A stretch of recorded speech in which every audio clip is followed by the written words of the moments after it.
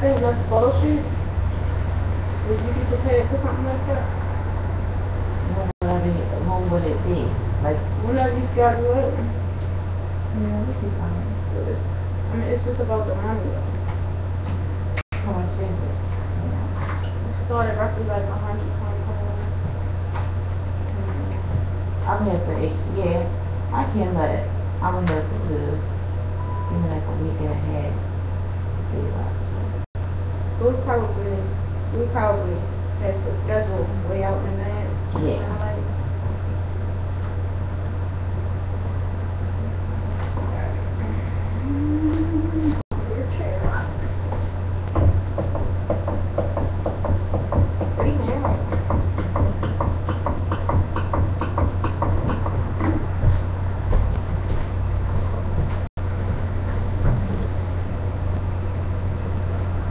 Okay, let me see your profile, ma'am.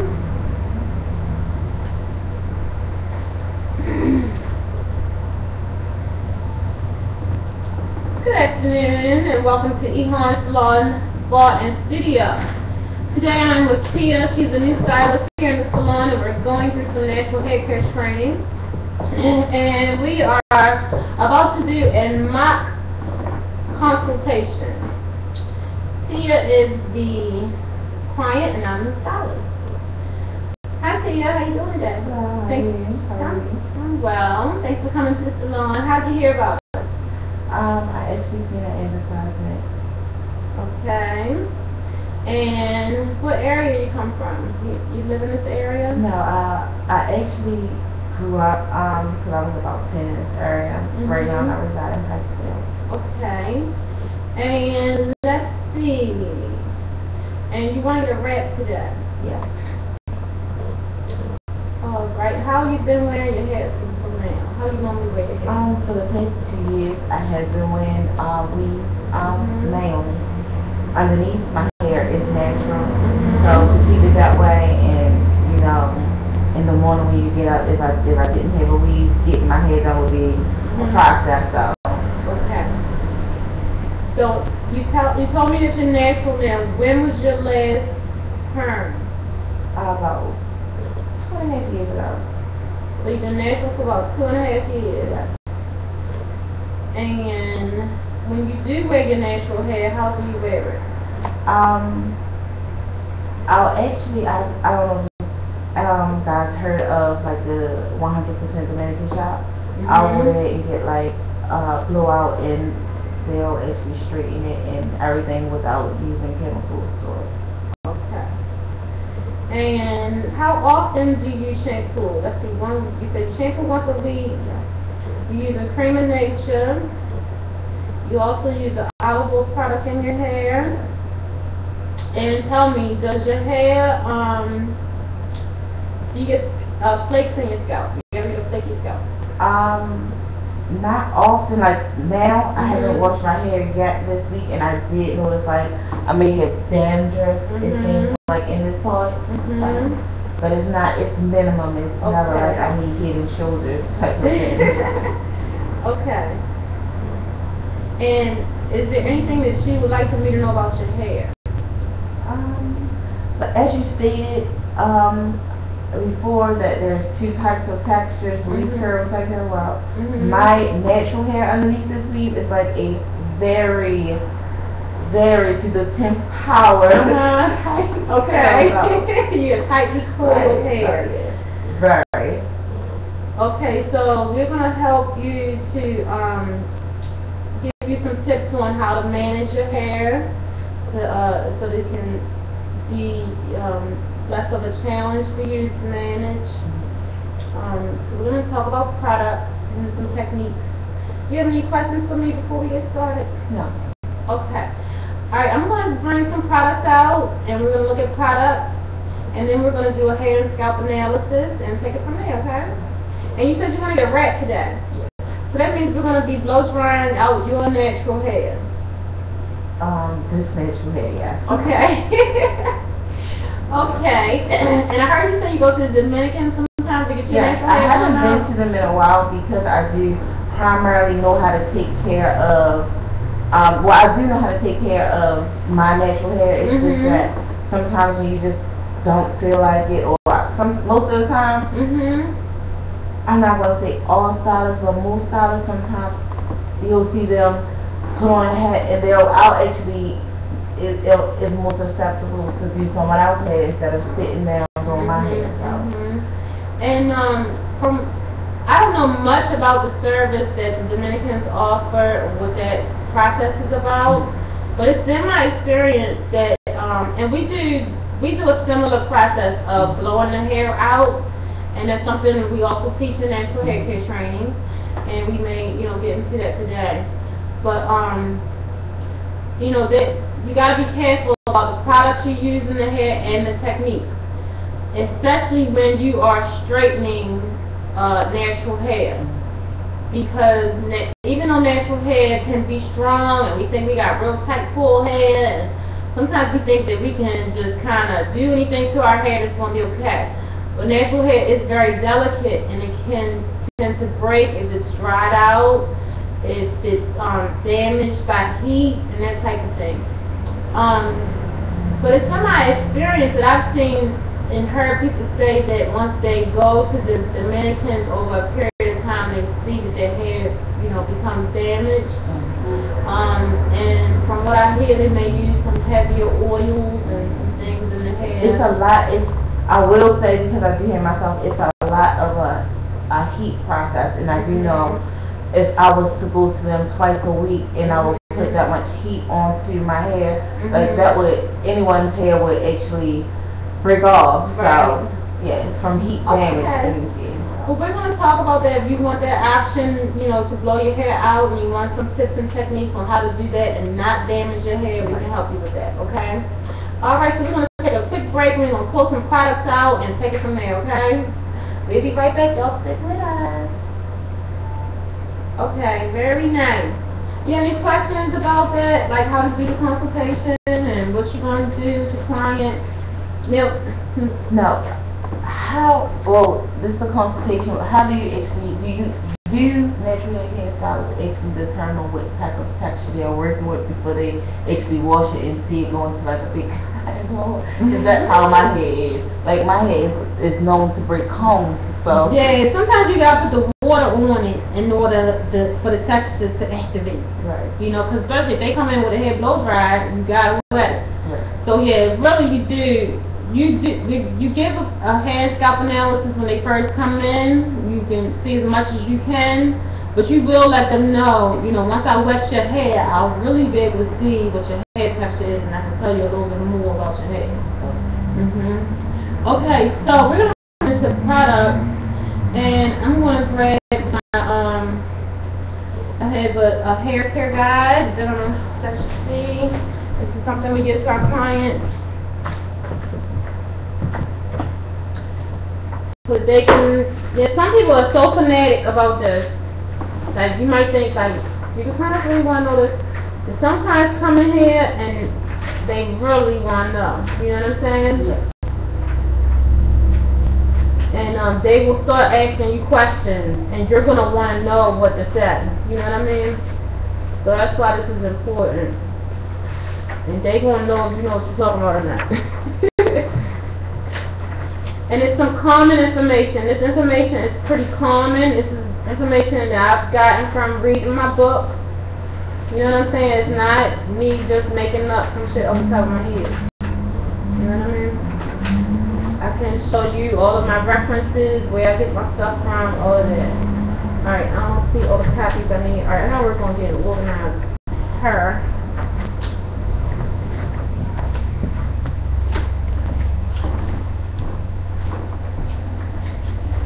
Alright.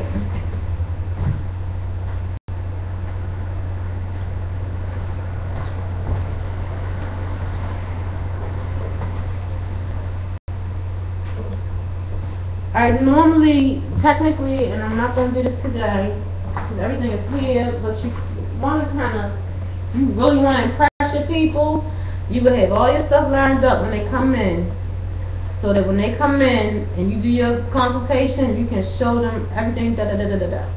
So take the time today, I'm going to be pulling stuff out of the bag, okay? Everything is here, I just don't have it all lined out.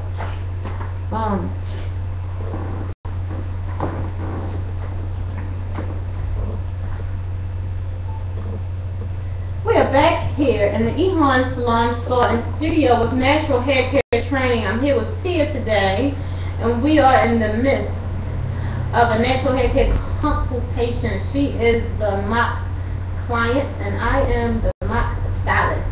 We really are clients and stylists, but we kind of like pretending to do a consultation right now so we can learn about this natural hair care stuff.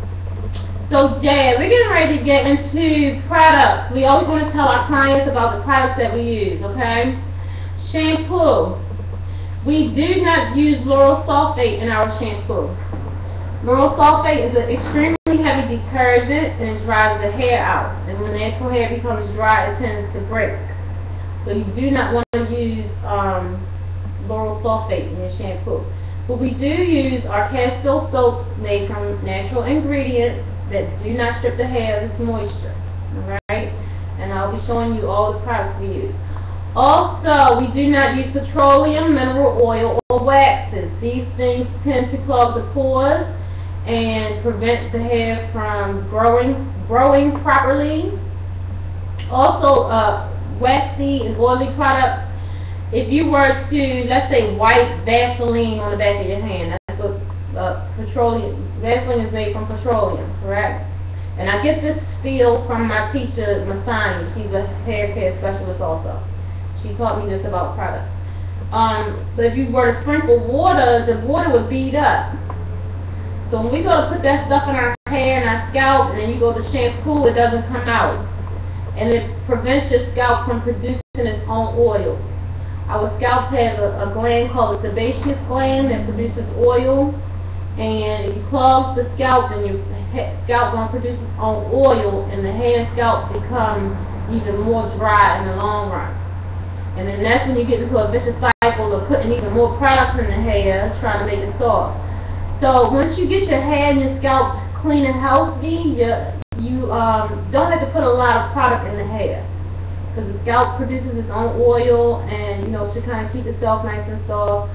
So we want to minimalize the number of products we use. You don't want to use a whole bunch of different products, and pretty much keep it simple. What we use here in the salon are natural and essential oils that are light in texture, similar to the natural oil that comes out of our scalp, so that when we shampoo, it rinses out easily. Any questions so far, Tia? No. Okay, so moving right along, we have what I consider a 5-step natural hair care process, or an approach to natural hair care here in the salon. And it starts with a pre-shampoo. Alright? First thing that we do is to treat the person's hair and scalp. And use a spray bottle.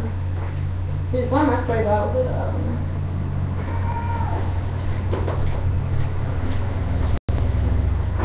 You got two different types of hair. You got free hair and you got locked hair. Free hair is hair that you can comb. Locked hair is hair that you don't comb, like dreadlocks. So, when a person comes in with, let's start with locks. You're coming with locks, you're going to treat their scalp. Okay? This is a hair and scalp refresher. It has water, shampoo, witch hazel, and that's it. We blend our own hair scalp refresher right here in the studio. This is the Castile soap we use. It's by Dr. Bronner's.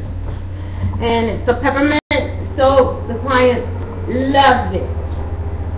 You smell it. It smells refreshing. It makes the scalp tingle. I had some, I ordered. You do? No.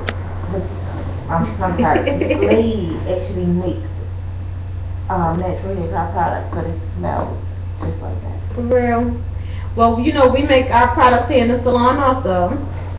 And this refresher, we put the witch hazel in it. We put the peppermint and some water. And we always warm our product so that it penetrates the scalp. Okay? Let's see. So we're gonna be spraying that into the scalp, and it helps to lift up the product, and then you give your client a scalp massage. Alright? So if you ever want to use this on your client, you know, you blend up your own little concoction. Now I can show you the book where I get my recipes from, the base of the recipe, and then you can kind of add things as you like. You can add different oils to your product, different essential oils that add a scent to it, all kinds of botanicals. If a person were to come in with free natural hair, first thing you have to do is to detangle the person's hair. Okay? This is a spray bottle with clear water.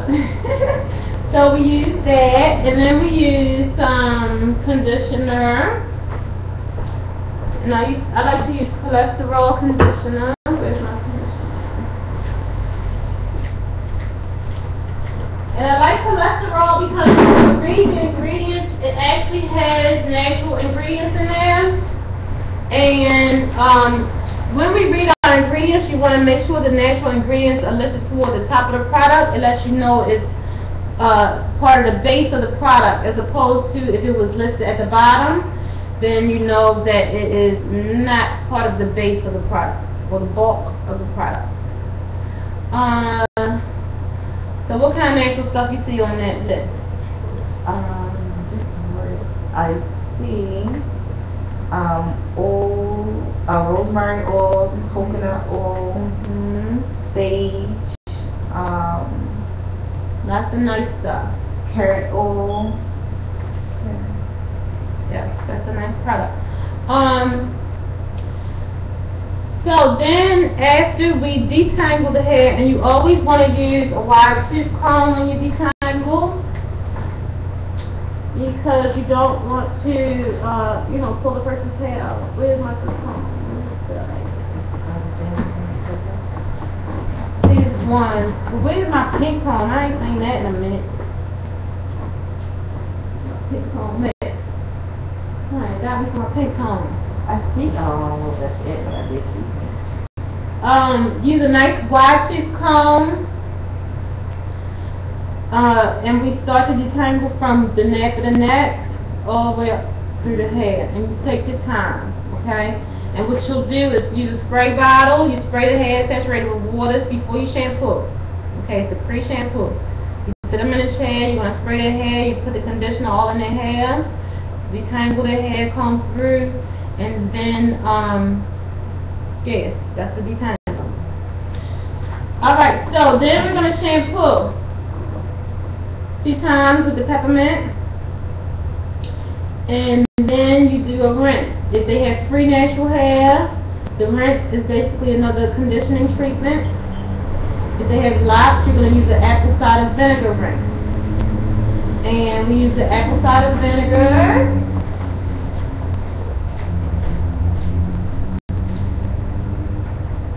And this is the same thing you get from the market. I'll put a little bit of that in a container, in an applicator bottle. And I'll show you the measurements later. And then fill the rest with water.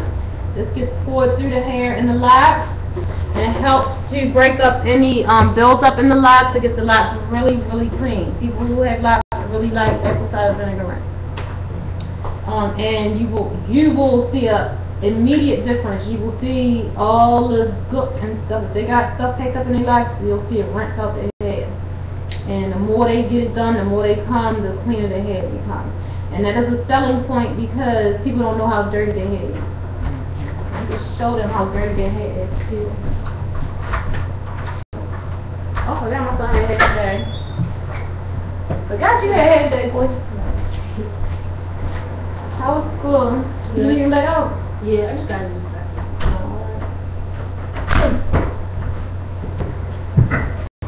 You think all your homies there? That's how you do. He's everybody there. No. Who out here with him? Rosie's mother. I ain't met his friends from school yet. This is his first year in high school. So what high school is he at? Horrible. Alright, so those are the rinses. Then we treat the hair and scalp with some oil. And where's my oil? And we blend our oil here in the salon. The way our products are custom blended, so we hand blend the products on the spot for the client. That's why I keep empty bottles in here. Okay. Because when they come in, different clients have different hair needs, and we can blend different things for them. This is basically the house oil that we use on everybody. It has olive and lavender. Lavender is a hair softener. And through the years, I was buying different oils and stuff, and I realized that most of the oils had an olive oil base. So we use the olive oil as a base, and add different oils to it. Sometimes I might even use the coconut oil. And I heard that what they say is they actually recommend coconut oil even for like virgin hair, like the hair that I'm wearing. Salon. Yes. You need a few dollars? Where you going? I was just doing some library. Well, you get I see you get it. You said they use coconut oil. I was distracted. Like for being so this is virgin Indian hair. Okay. When they cut it as close to the scalp as possible. So I guess the what's the word I'm looking for? No, when you cut it close to the scalp, they keep I can't think of it right now. But afterwards, the hair starts dying. So they say to prolong the life on it and to take care of it, they suggest like you use coconut oil and. Okay, so this is our weaveologist in the house. Weaveologist. Just giving us a lesson on how to take care of your weave. And you're saying that the oils, the coconut oil specifically. Yeah. Even for human hair that's not attached to your head, right? Okay, yes. Now, what I use coconut oil for normally are for ladies who come in with the gray or silver hair, because if you notice the different colors, right? So if you were to use the yellow oil on a gray hair lady, it's going to turn her hair dull. So if you get gray hair women, it's good to use the white oil. It won't stain their gray, So usually that's what I use my coconut oil for. Right. And then we use other things in the hair for styling, like an aloe gel. I use this a lot for my lock maintenance. I like this one because it actually has the aloe in there. If you look at the ingredients, the aloe vera plant is listed in the ingredient list. And it's alcohol free, so it doesn't dry the hair out. And it gives a really good hold. I've been using it for a while now, and I really like the product. It doesn't flake in the hair. Now, I was about to ask that. It doesn't flake. Now, unless you just use too much, right? But it works pretty good. And also we use a shea butter, which we blend here in the salon. Now we could blend our own, and sometimes we do blend our own gel. However, it has like a 24-hour shelf life, so that's like a specialty service we offer. We can get the real live aloe leaves and open them up and get the gel out and blend it and make a gel for the hair.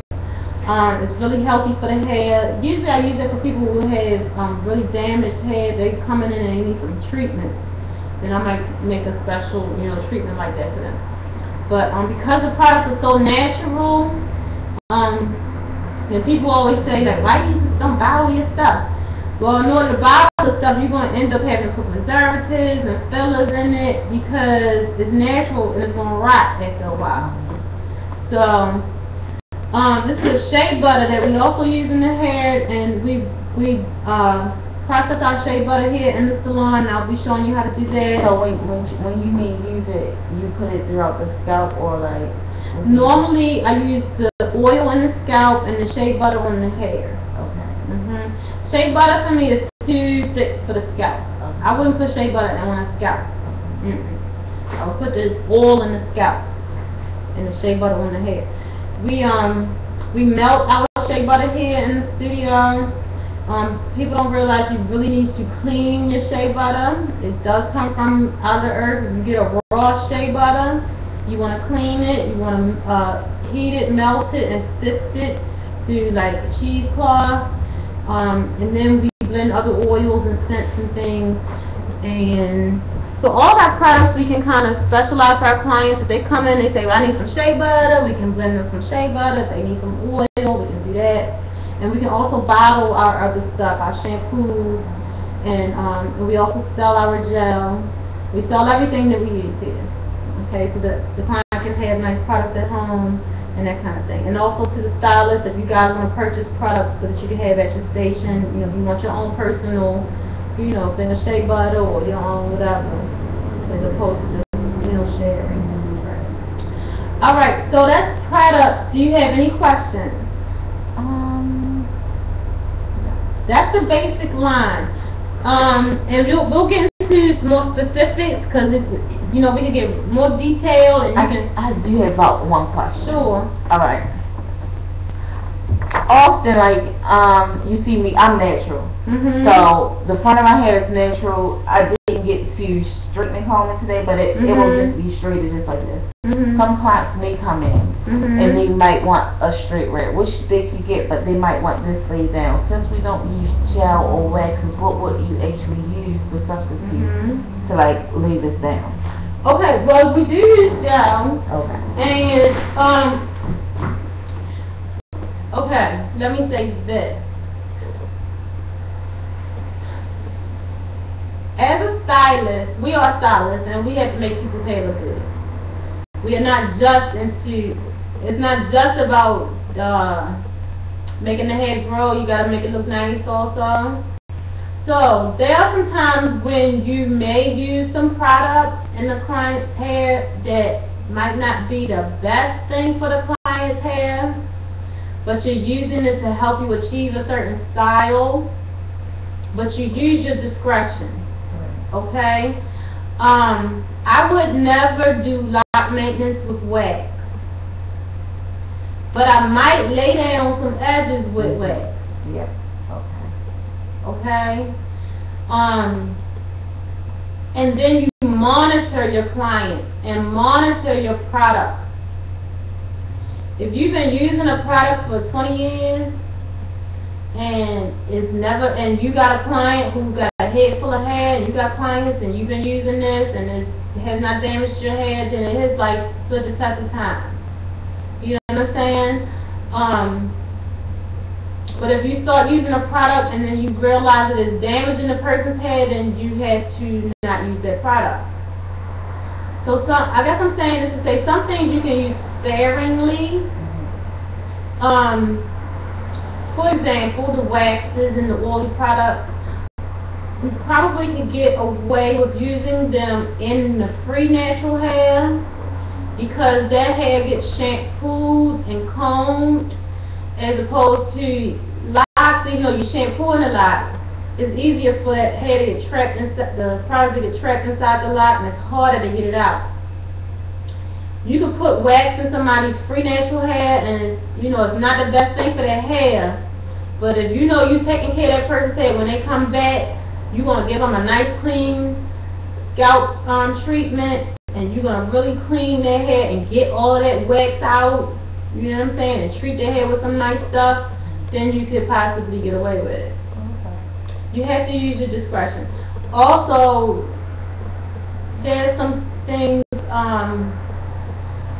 let's say with some wax, you may find, when we talk about reading the ingredient list and we say that some of the ingredients at the top of the base of the product, the bulk of the product, the bottom is the least amount of the product.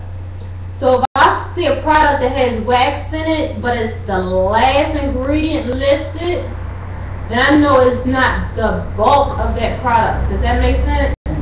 So I know it's a little bit of wax in here. And maybe I could use this product because it's not made of wax. Maybe it's a gel and they put a little wax in it or something. And this is something I want to use to lay edges thing. You know? So, we want to use the best products possible, but you got to make your clients happy at the same time. So you find balance. Now, I used to be, and there are maybe stylists who wouldn't, there are natural stylists who may not use wax at all. You know what I'm saying? So I've gotten to the point in my styling career that I'm okay with it. I know that I'm going to make sure I take care of my clients, educate them. I'm going to let them know I'm just using this little bit in your hair. You know, now if you get a person in here and they already got damaged edges, you like, well man, this not the style for you because we cannot put no more wax in your hair. We gonna have to get you another style because your hair cannot take that type of tension. You know, sometimes it depends on the healthiness of the hair. What can their hair stand? You know, their hair texture. Their hair texture is really light and thin, with a loose curl pattern. And as soon as you put some wax on it, the hair starts breaking off. That product is just too heavy for that client's hair, right? Somebody else's hair might could take the wax. So you use your discretion. That makes sense? Good question. All right, so we're gonna keep on moving on here, and we're gonna do a hair and scalp analysis. We'll be right back. All right. Let's see.